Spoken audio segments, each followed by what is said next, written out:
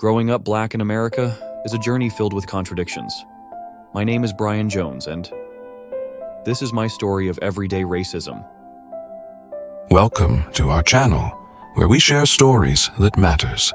This is a story of courage, accountability, and the power of standing up for what is right. I was a middle-class, light-skinned black kid in a world where that made me better by American standards. In elementary school, white kids and teachers would tell me I was one of the good ones, a backhanded compliment that took years to fully understanding. But no matter how good I was, I could never escape racism. My teachers treated me differently. I got in trouble more often, and one even wrote that I was amoral on my report card.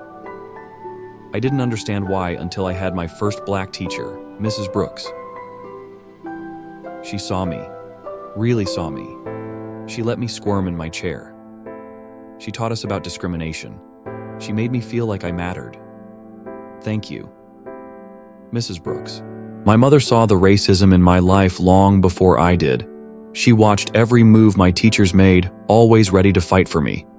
When I wasn't picked to speak at a school assembly, she demanded an explanation. Thanks to her, I had to give a speech in front of my entire middle school. Thanks, Mom. In high school, I wondered if I was worthy of love. The movies and TV shows told me you had to be rich and white for that. And then there were my classmates.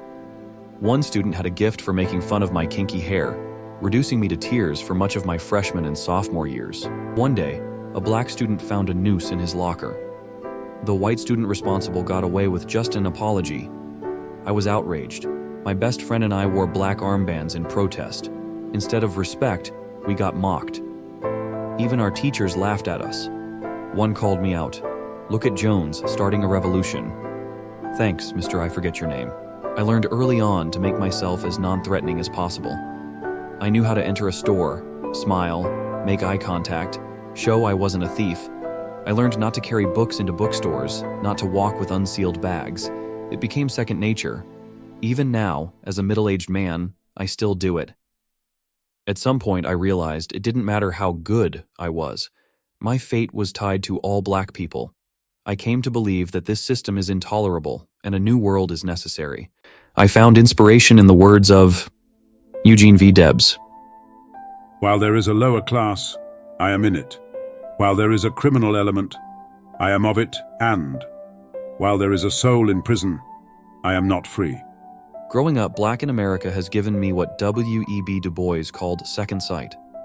Black history carries a message for humanity. The fight for our freedom is the fight for everyone's freedom. I write this as someone who knows both the black and white American world.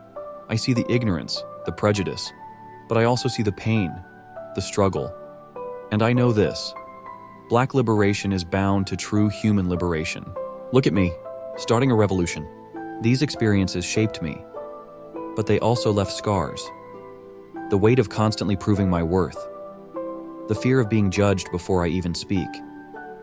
The exhaustion of navigating a world that sees my skin before my humanity. But I am not alone. Black people across generations have carried this burden, yet they have also carried hope. Hope for change, for justice, for a future where we are seen as we truly are. That's why we keep pushing forward.